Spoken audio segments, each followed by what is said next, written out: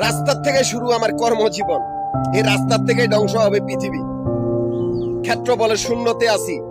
97-98 থেকে ঢাকা অসংখ্য মানুষের সাথে চলাফেরা করছি, অনেক পরিশ্রম করেছি, অনেক টাকা কামাইছি, কিন্তু আমার কামানো টাকা আমারই কাজে লাগে নাই।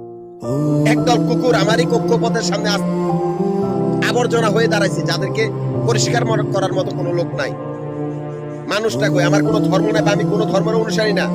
মাফিয়া গ্রুপের একদল কুত্তার বাচ্চাগুলা, যারা কুকুর, সেই কুকুরগুলো আমাদের ব্যবসায়িক ব্যাংকগুলোর ভিতরে অবৈধভাবে ঢুকেছে। যারা আমাদের ব্যবসায়িক ব্যাংকগুলোর ব্যবসায়ী বা জমিদার খুন করে বা রাজা বাদশা খুন করে অবৈধভাবে সেই ব্যাংকগুলোর বাড়িঘরগুলোর ভিতরে নিজেদের আস্তানা গেড়েছে।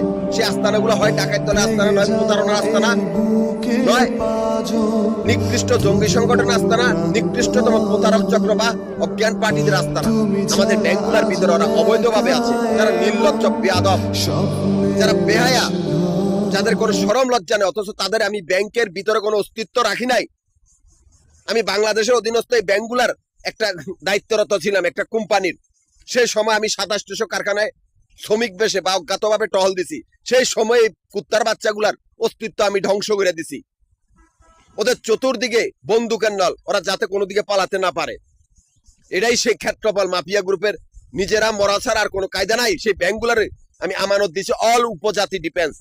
এমনকি ব্যাংকের বাইরে আমাদের নিজস্ব পরিশ্রমের ফল ঢাকা, গাজীপুর, নারায়ণগঞ্জ 3টা জেলার ব্যবসা প্রতিষ্ঠান আমরা আলাদা করে তুলেছি। আমি ঢাকা, গাজীপুর, নারায়ণগঞ্জ 3টা জেলার সমিতির প্রধান। সেই 3টা জেলা সমিতির অফিস মিরপুর, নবাবপুর, মতিঝিল, এই 3টা জায়গার ভিতরে আমাদের আবাসিক বাড়িঘর বা হোটেলের ব্যবসার হিসাব করা, এখান থেকে আমার অ্যাকাউন্ট চলতেছে।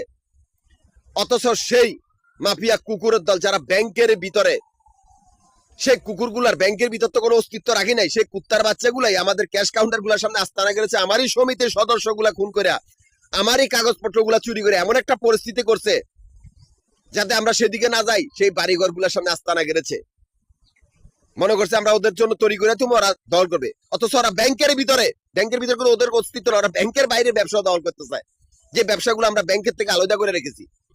এই জন্য বলেছি মাফিয়া গ্রুপ, তোদের অস্তিত্ব নাই, কর্তৃত্ব নাই। তোরা হয় মরবি, নিজেরা মরবি, নয় তোদেরকে মেরে ফেলা হবে।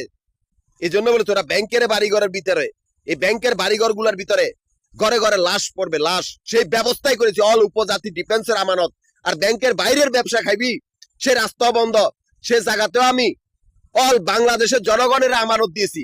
একটা বেইমানি করলে আরেকটাই তাদেরকে মারবে, সেই পরিস্থিতি আমি করে দিছি। অস্তিত্ব আর কর্তৃত্ব কারো রাহি নেই।